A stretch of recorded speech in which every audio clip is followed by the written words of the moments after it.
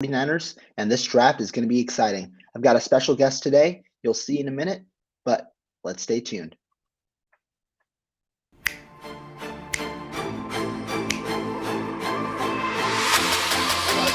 Let's go get him. Let's go get him today, man. Let's go. Hey, double down, 3, 1, 2, 3, double down.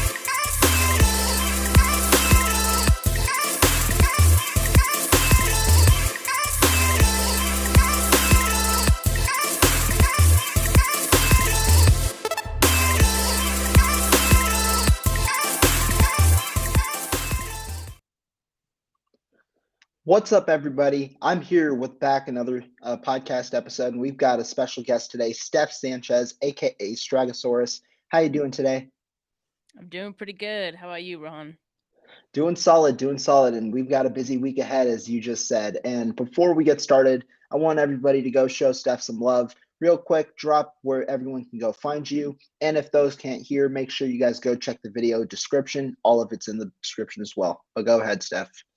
All right. Well, you guys can find me on Twitter and YouTube under the username Stragosaurus, STRAGO Saurus. And I have a podcast myself, 49 Carats Podcast, and that Twitter account is 49K Pod. Perfect. But Steph, I mean, we've had a busy last week. We also have a busy this week. Obviously, the preface is Deebo Samuel. A lot of rumors have been going around, and day after day, it seems more and more that he doesn't want to be here. Obviously, we see his daily Instagram post and then delete, that little saga. But obviously, the reason that all of this is important is because the draft is in 5 days from now, Thursday. And if the 49ers do indeed trade Deebo Samuel, there's a likelihood they select on day one. What are your initial thoughts kind of on the Deebo Samuel situation and what it means for the 49ers in terms of drafting? Well, I honestly, there's a lot to dissect regarding the situation, and I don't think there's anyone that really knows what's going on. I mean, even Deebo Samuel alluded to that, right? That's one of the tweets that he deleted, was that, only his agent, only him, and only the 49ers know what's going on. And so I really feel like that's the case. There's a lot of speculation as to, what are the reasons that he wants out. If it's only a matter of his usage, to me, like, that's an easy fix. Like, you don't need to be using him as a running back 5+ times a game. I can see where the concerns are there for him and, his long-term career. He wants to protect himself as a player, and that totally makes sense. But if it's something having to do with money, which, everyone keeps saying that it's not about money. It's not about money. And I find that hard to believe. But at the same time, I keep hearing that over and over. So I don't know if that's the case. I don't know if that's the 49ers, putting that out there, that it's not about the money. We're willing to pay him, and, doing some PR damage control on their end. Maybe it's the agent. I don't know who's talking through all these, national media reporters. It could be Right. either the 49ers or the agent, Or and it that's could be, really yeah. for us to try to decipher, right? So in terms of it being a geographical reason, that seems kind of silly to me. I mean, at the end of the day, money talks. You'd play anywhere if it just means that you're getting paid handsomely, right? So we Yeah. kind of saw that same dilemma with Robbie Gould. I mean, it's not a one-to-one comparison, but there was a lot of talk when he had requested a trade that it was because he wanted to play in Chicago or somewhere on the East Coast. He wanted to be closer to his family. So, if it's something like that for Deebo Samuel, money talks. I think there's a certain amount of money that could make him stay. And, whether he wants to train here or not during the off season, that, whatever, that's his deal. But, at least keeping him here throughout the season, I think the 49ers can do it. I mean, I feel like they always give lowball offers, or, Yeah. they stick to their low end of what they're willing to pay someone and move their way up from there. And that's why, to me, I think a lot of the reason that some of these extensions end up taking pretty much all off season, because they're working through trying to chip away at that low number and trying to get it up higher. So I don't know. If Deebo Samuel is not willing to negotiate, which is one of the things that we've been hearing lately, is that he doesn't even want an offer, just trade me, then I think the 49ers have no choice but to trade him. But how true that is, I don't know. We'll find out really soon, though. Yeah, and you're right. I think the most important point that you brought up is there's so many conflicting reports, right? Because obviously both sides of the situation are trying to get in front of it. The 49ers tried to get in front of it before Debo made his trade request to fit public. The day before Adam Schefter comes out, he says that the 49ers are at the table. Debo Samuel's unwilling.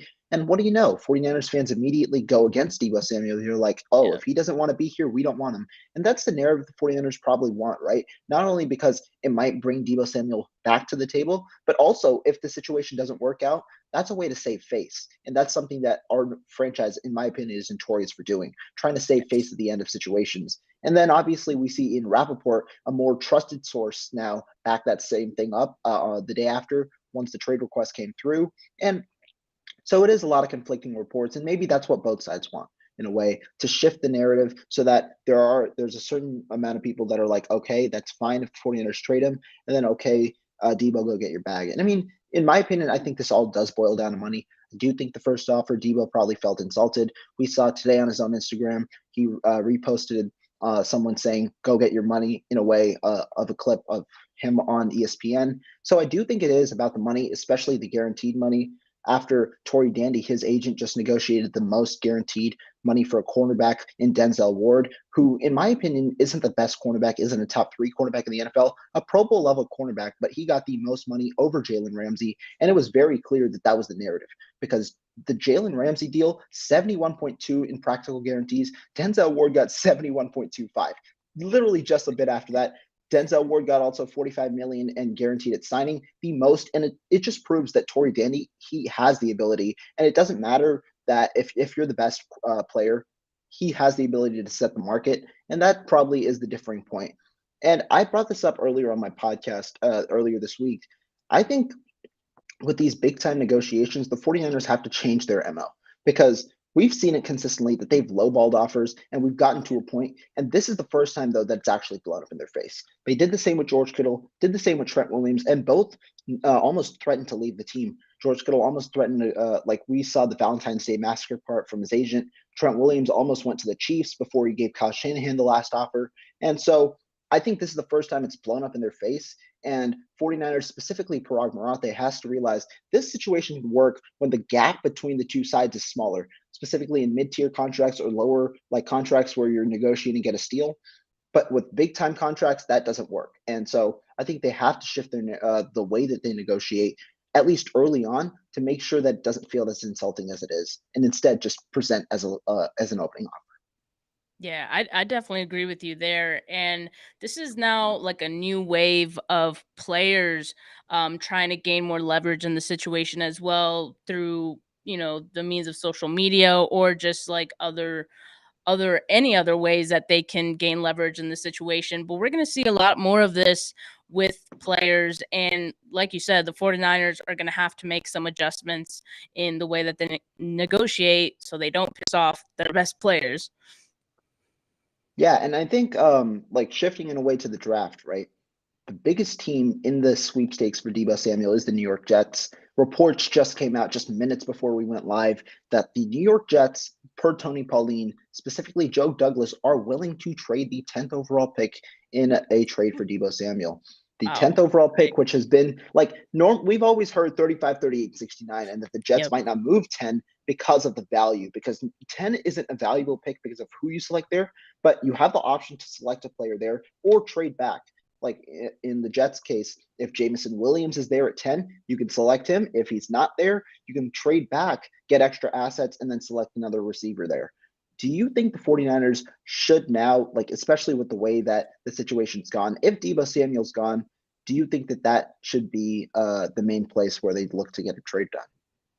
I mean, I would. And in my opinion, there's two reasons why I would consider the Jets. One, they're not exactly like the best franchise there is out there. There's a lot of historically, right? They're still trying to get their way out of poverty in terms of like their franchise.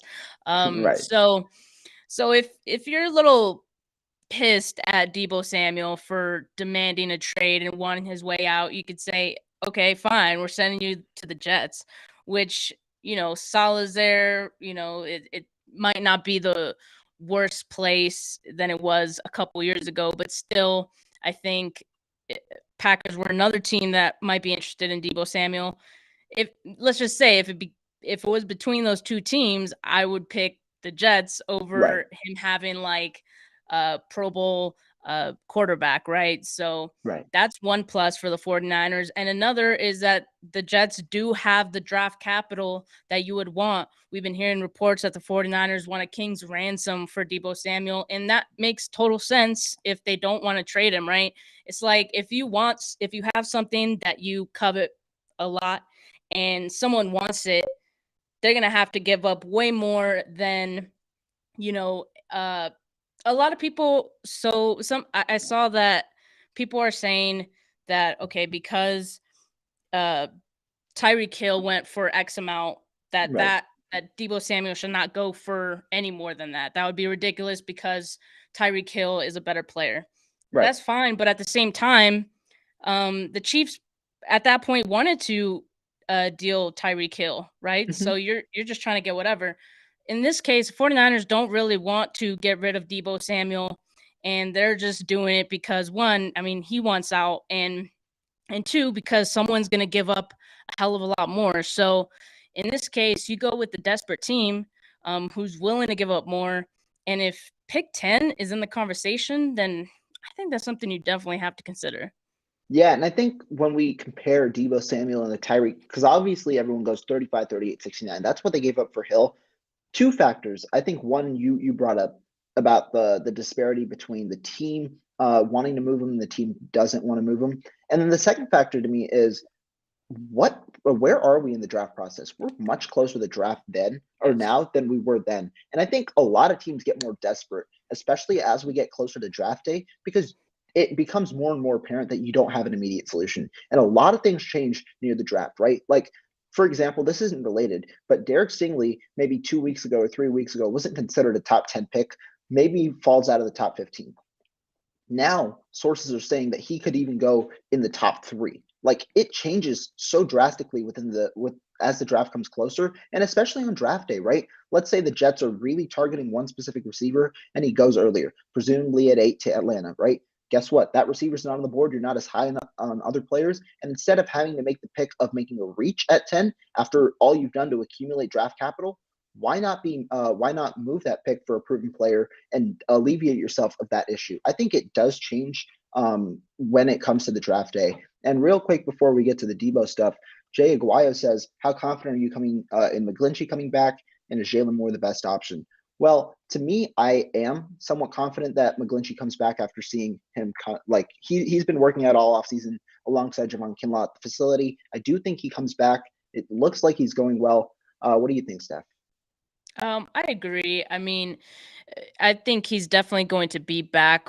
When that will be or how effective he's going to be, if he's going to be the same player, is another question. That being said, he might even not at 100% still be better than, Jalen Moore, who is still, learning and, trying to get his feet wet in the position. But I'm not too worried about it. I think the 49ers will probably draft another tackle in this draft, which I'm sure we'll talk about some names, but I'm not too worried about McGlinchey right now.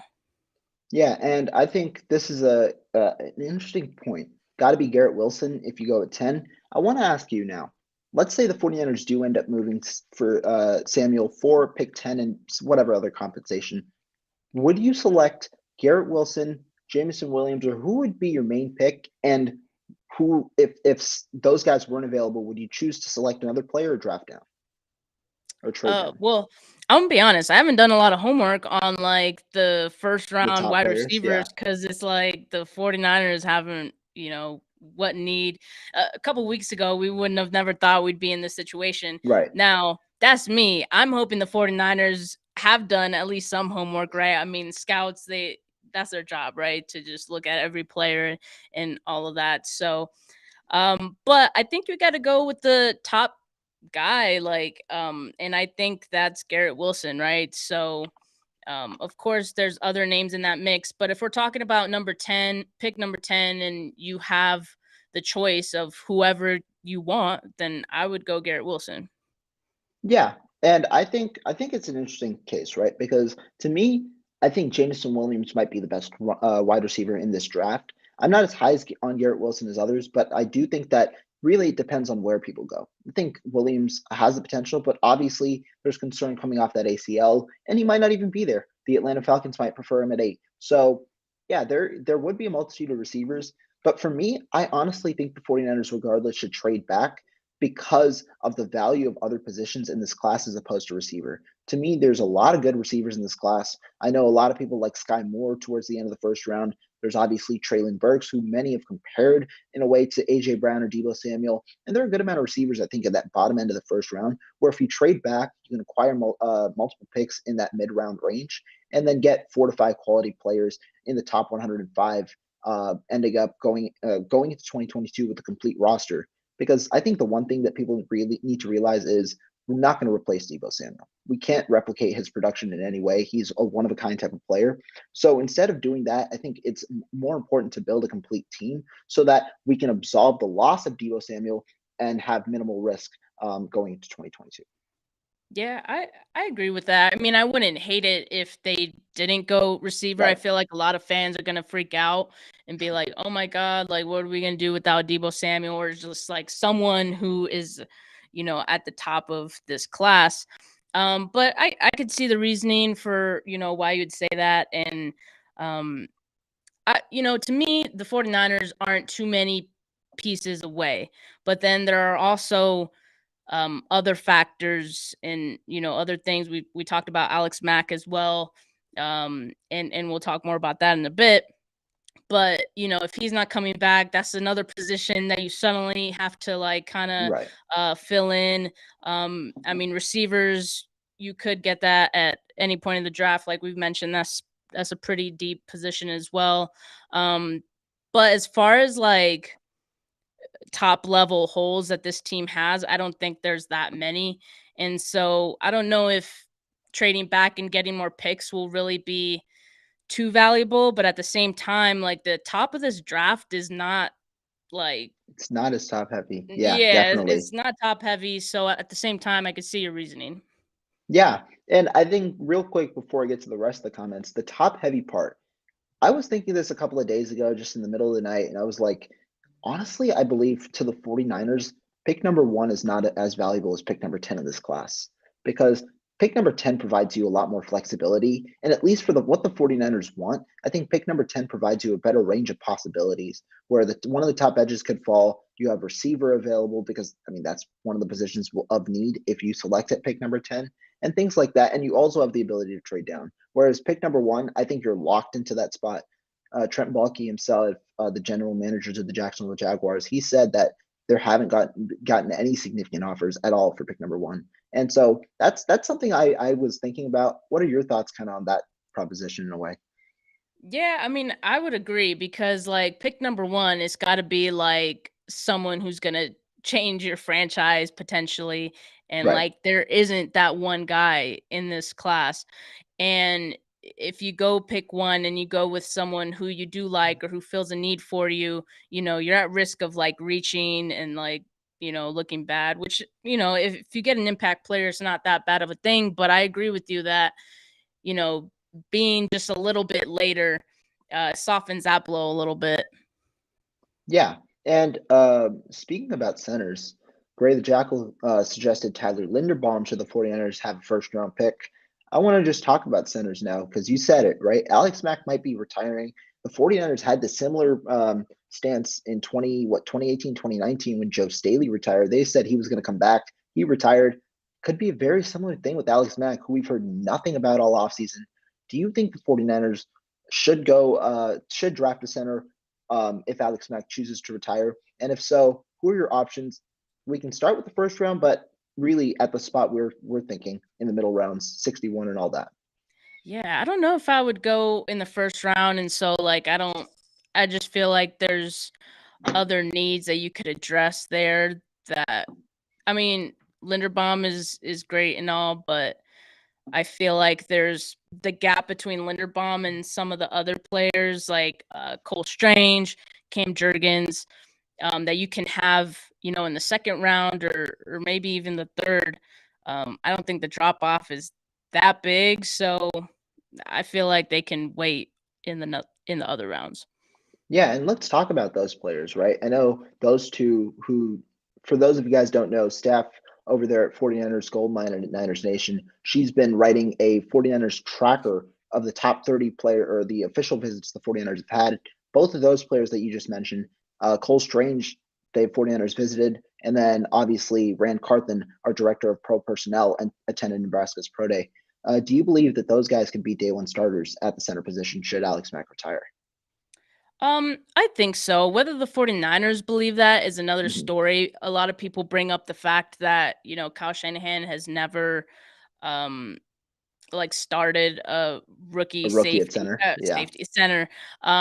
So that could be notable that or it could just be coincidence. I don't know.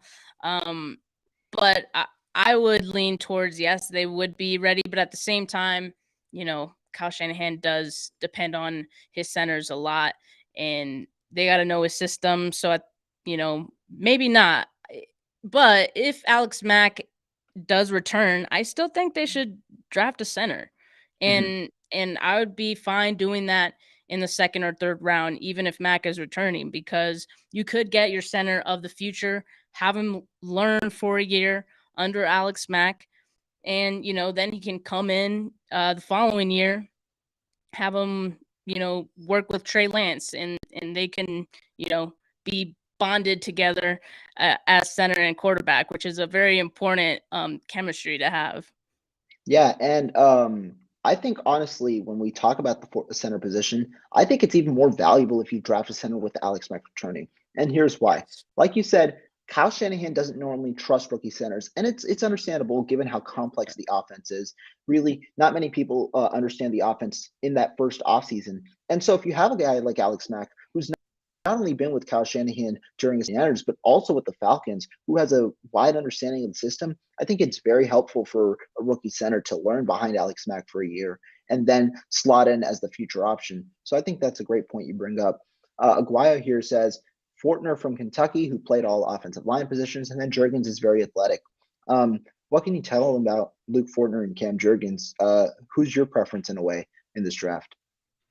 I will be honest with you. Like, I honestly haven't watched too many of the centers, and so like I'm not gonna come on here and just Give an outlandish take. regurgitate what other people have said.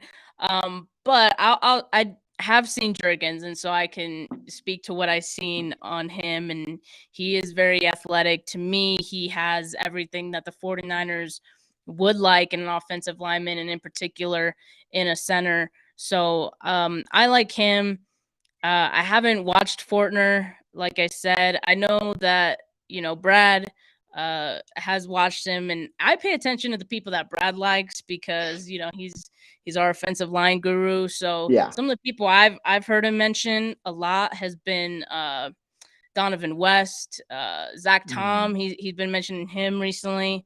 Fortner, I know Javi has mentioned him as well. So I know those guys are good if, the likes of Javi and Brad are talking about him. Yeah, definitely. And let's talk about the tracker in a way, right? The one that you've done, because obviously a couple of these names have popped up on there.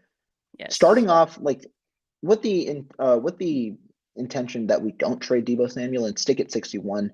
What do you think that based on the tracker, where do you think we visit at 61, and what positions do you think, based on specifically the tracker itself, what positions do you think that we're going to address at 61 or at 93?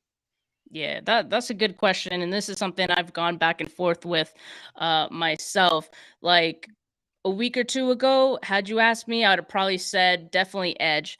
But Mm, in the last week, I feel like there's a lot of momentum towards them going with the safety, not yeah. just because it seems to be the the one position that they need an immediate starter for without question, but Right. also because some of the visits they've been having.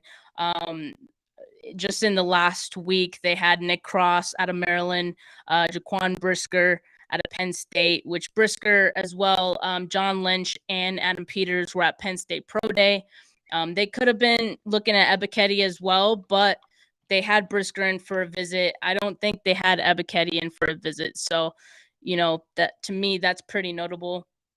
And so they're looking at some corners too, but if you look at the corners that they've been looking at, it's a lot of day 3 Yeah. type corners, and so I think that's probably where they'll go corner. But I think they'll definitely go safety early. Yeah, yeah. And I think what you pointed out, what the recency kind of indicates, shows that they might be interested in safety in round 2. And I'd like that because I personally, like you, believe that safety is something of an immediate need. I was not a huge fan of the 49ers' choice at safety this offseason. I thought they should have addressed, especially with so much talent on the board, like a Terrell Edmonds, like a Ron Curse. And I think there were 6 or 7 quality starters at safety this year. And for them not to get a starting caliber safety opposite of Jimmy Ward, I think the signing of George Odom was good for special teams. He was a fantastic special teamer, all pro, one of the best tacklers, but he's primarily a box safety. And he did have 7 starts, but in my opinion, he's primarily more of a box safety who's still learning to play in coverage. He had a couple of good plays, but he also gave up 3 touchdowns last year. And then Talanoa Hufanga, in my opinion, lacks the athleticism to be a out of the box safety as well. So I think it's 2 players of a similar statute, and I think that it's important if you're thinking special teams wise, but safety wise, I do think that they should address it. And where have they looked? Like you said, Brisker, they looked at Nick Cross, who might be in the range at 61. And then they've also previously looked, I believe, at Kirby Joseph out of Illinois alongside Leon O'Neal out of Texas A&M. So those are 4 safeties, at least the top 3 are predicted to go somewhere in that 2nd to 3rd round range. And so that's where I think they should address. And I think it also makes it more prevalent should the 49ers trade for Deebo Samuel, because a guy like Jaquan Brisker, if you get potentially a pick 35 or pick 38 in that deal with the Jets, is going to be potentially available there. And that's a guy who the 49ers do seem to show a lot of interest in. Yeah, absolutely. I would even mention like the other 2 is Jalen Peachtree out of Baylor, and God, what's the other one? Oh, Lewis Cine. Sine? Yeah. Yeah. To me, those are the big 3 that I think could potentially be available. I know Cine, there's some talk that he might go in the 1st, but Brisker as well. I mean, he very well could go in the 1st. If he doesn't, I don't think he'll be available at 61. So if they really like him, and again, we're talking about a position of immediate need that the 49ers desperately need. So to me, if he's there, if he gets past the 1st, I'm looking at trading up if I could, for someone like him or any of the other 2 that I mentioned. Yeah, and I think that that's fair because of the talent that Brisker is. Now, do we have the capital? That's another question, but he's definitely a talented player, and he could warrant a move like that. But let's talk also about the receiver position because obviously it's prevalent with Deebo Samuel, and I think they've done a good amount of research on that. What can you tell me about the players that they've gone after, and where do you think that they should draft receiver, or if they should at all in this draft? Well, it's been interesting with receiver. I mean, they have looked at a lot more in the last week because they've been having a lot of their top 30 visits in Right. the last week or 2. But there isn't a lot of top end talent as far as some of the guys that they've been meeting with. Velus Jones Jr. is probably one of the more notable names. Danny Gray as well, but those are all guys that can be had in later rounds, again, possibly day 3. And so I think I don't know. I'm not sure if the whole Deebo Samuel thing changes anything, and maybe they just weren't able to meet with those top end receivers, right? Or maybe the tape speaks for itself on some of those players, and you don't even have to meet with them. I did find it interesting that they went to Drake London's pro day. Yeah.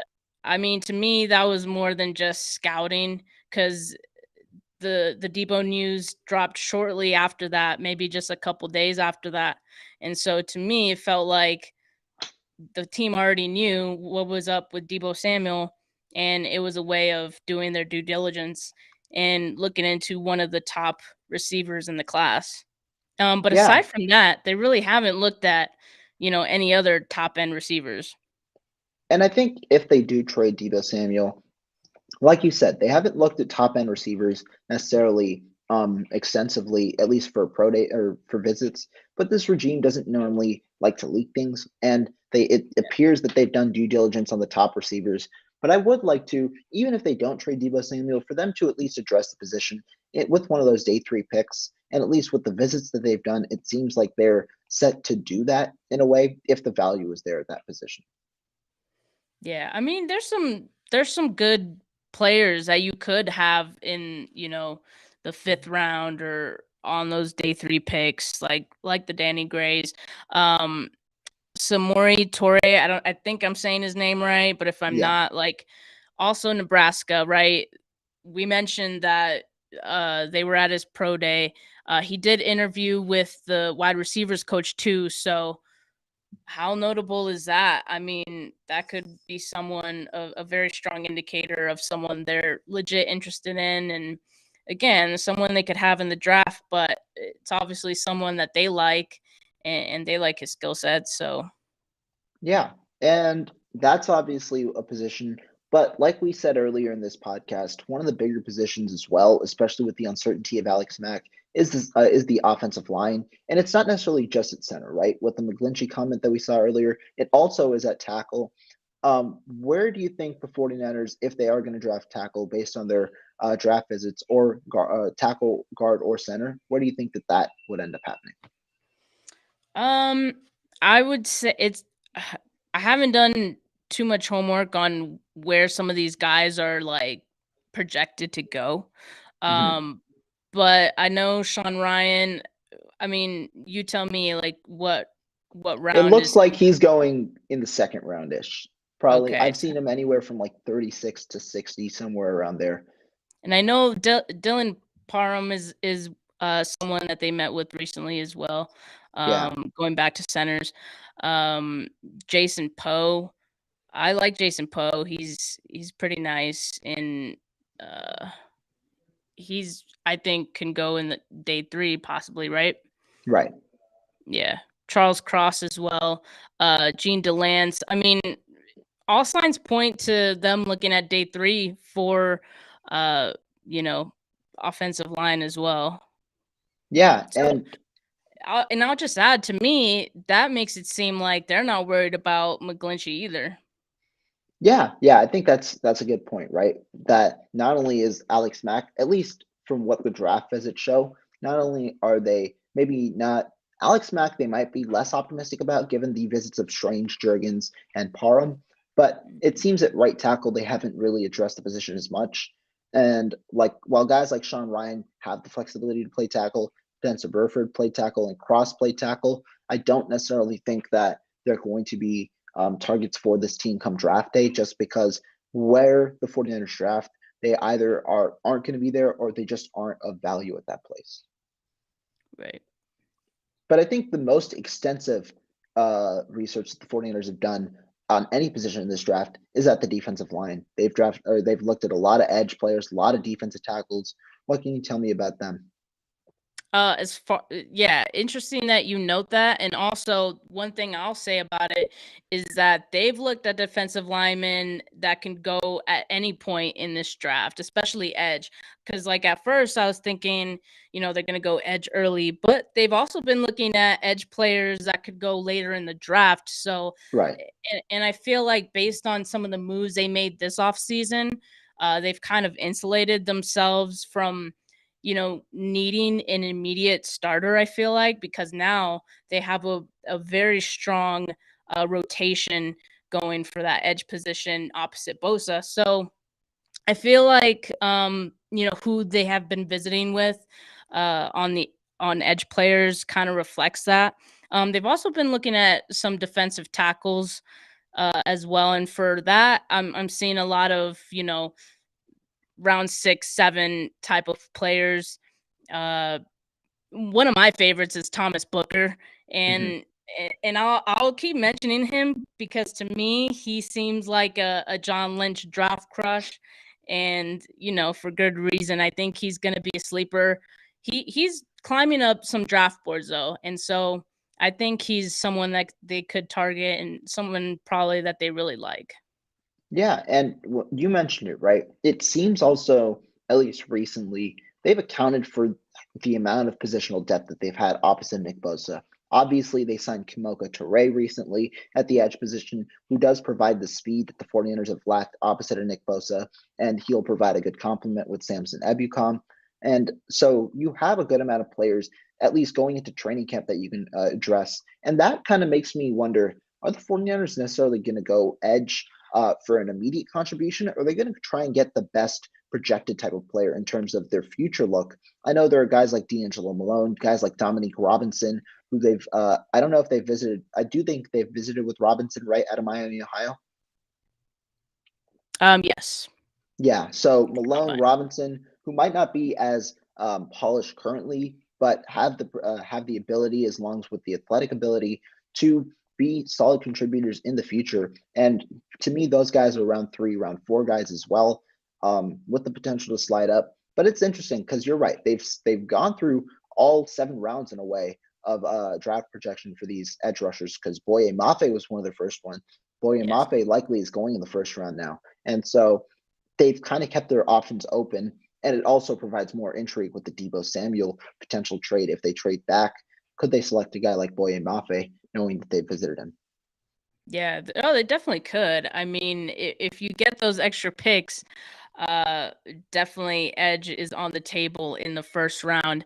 It's interesting that you mentioned like, could they go for someone who is maybe not an immediate starter, but someone that they can kind of groom, or someone who's a little raw and they can, um, you know, Chris Kosterich could turn him into someone, a contributor. Drake Jackson to me is a player like that. He's very raw, but he has all the athletic tools that Right. I think the 49ers probably like.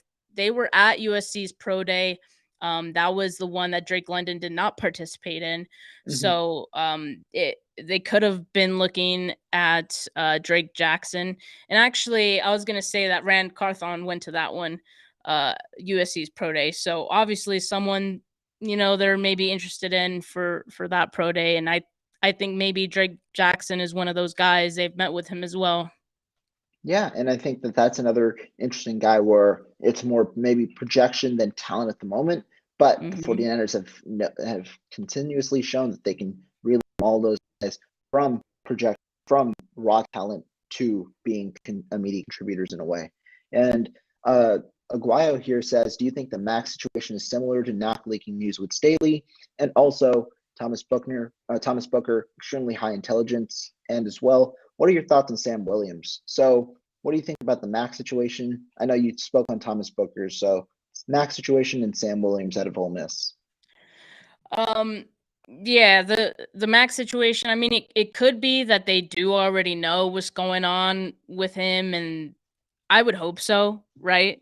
Right. Definitely um, at this point, hopefully. it's really far in the game, to be not knowing, and so I would think Alex Mack knows, and he communicated that with the team, and so yeah, I do think it could be a matter of the 49ers, not showing their hand, not letting other teams know their plans at center.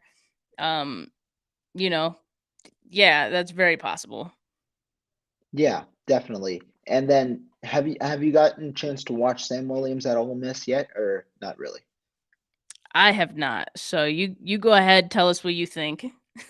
Yeah, and I think Sam Williams is another one of those mid-round guys. I think I've heard the main comparisons of Sam Williams in the range of Myjai Sanders. D'Angelo Malone can be in that range as well, where you might be able to find him at 105 if there's if he sticks to 105. And Sam Williams, obviously, the one thing that has kind of shied him away from the 49ers is the potential off the field concerns.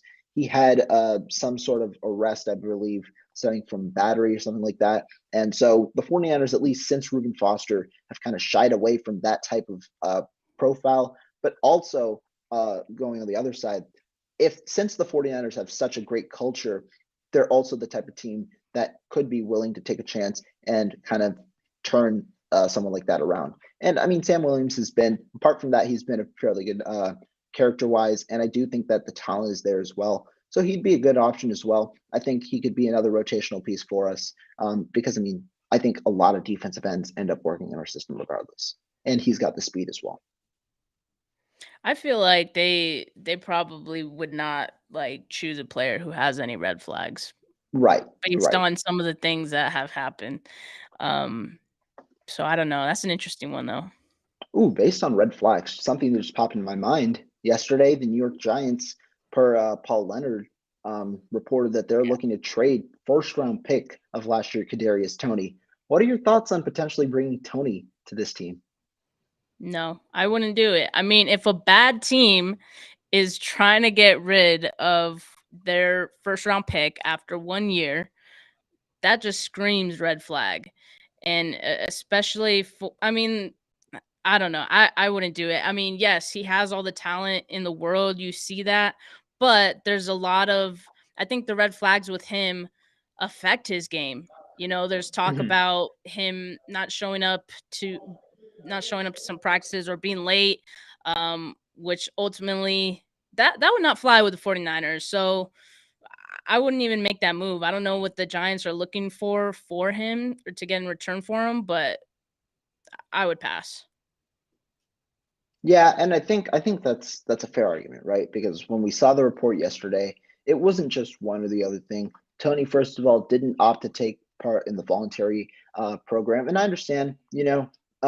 One of my good friends, Marco Martinez, my co-host, told me obviously this is the time where people want to spend with their families, so I understand that part. But the importance of this offseason is new head coach, new offensive Mhm. regime, which means new install. And if you're not willing to take part in that, it does show a little bit about the character. And I mean, Tony, like even before this news arose, there was the commitment behind questions about the playbook.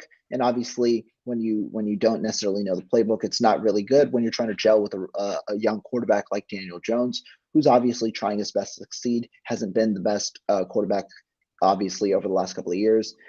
Not only that, poor behavior, injuries, all that kind of thing, Injuries. and then Yeah. frustration. And I think like it is screaming a bunch of red flags. If the 49ers do look to try and take advantage of that, by all means, hopefully they can resurrect his career in a way and change that type of profile because I think their locker room has the capability to do that. But will they do that?